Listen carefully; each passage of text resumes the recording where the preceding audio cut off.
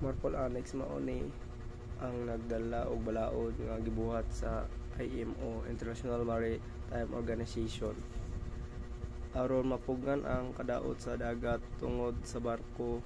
Ang Marpol dunay 6 ka annex ug tag-usa nagatiman sa lain-laing klase sa polusyon.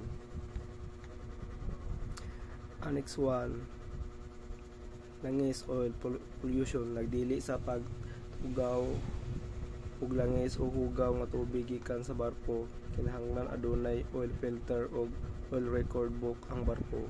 Annex 2, mga chemical, noxious liquid substances, nagkontrol sa mga likido nga chemical nga delikado.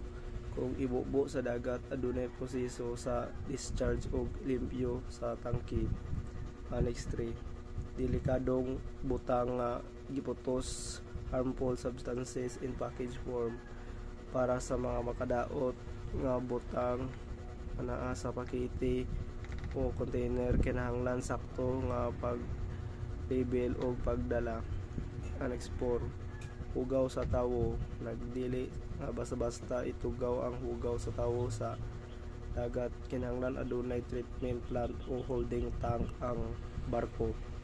Annex 5, nagdili labi sa paglabay sa plastik sa dagat. Ang uban nga basura adunay limitasyon kung asa o unsaon paglabay. Annex 6, hangin or air pollution, nagkontrol sa aso og emisyon sa barko sama sa sulfur ug nitrogen. Adunay lugar nga mas istrikto ang balaod.